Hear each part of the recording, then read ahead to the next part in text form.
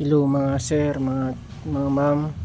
Pasensya na, hindi ako marunong mag-vlog, pero sabi ko kasi kapag nakapasa ako ng let, mamimigay ako ng libreng reviewer na ginamit ko. So ako nga pala ay nag-uniting lang. Tapos ang binigay sa akin ng PRC, isa po akong math major. Math major ang binigay nila sa akin. Turuan ko lang kayo ng mga natatandaan kong exam na dapat nyong reviewin para hindi na kayo malito, para hindi na kayo maligaw. Isa sa mga dapat reviewin nyo, yung pen name ni Rizal. Yan, laging lumalabas yan si Rizal. Pag hindi pen name ni Rizal, yung El Filibusterismo, tsaka No Limit ang Here. Yan, yun lang naman kung anong klaseng libro yung No Limit ang Here, anong klaseng libro yung El Filibusterismo. Food web, lagi rin lumalabas ang food web. Dali dalawa lang yan, malilito ka lang sa food web tsaka food chain. Spolarium, kilala mo naman yung Spolarium yan, sila Jose Rizal.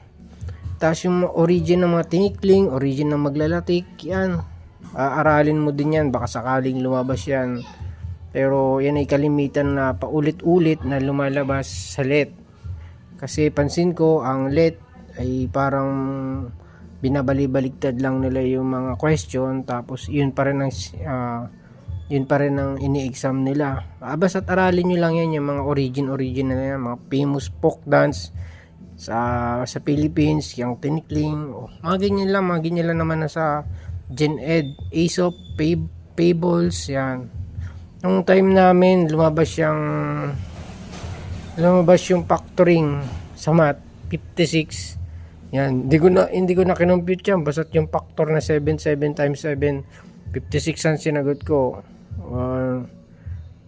Tumama rin siguro ako doon. Tapos yung mine tsaka yours, hindi yan nawala kahit nga sa ibang reviewer mayroon yan. Mine tsaka yours, parang ang tanong dyan ay calculator. Tapos Spanish surname, hindi mawawala yan. Spanish surname na yan, kay Claveria. Yan.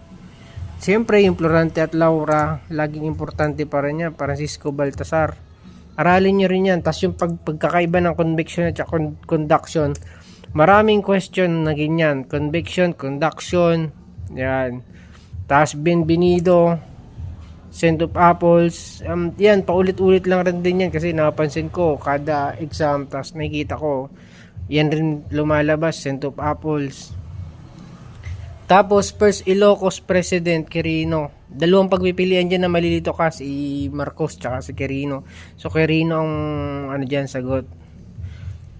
First Filipino National Artist, Juan Luna.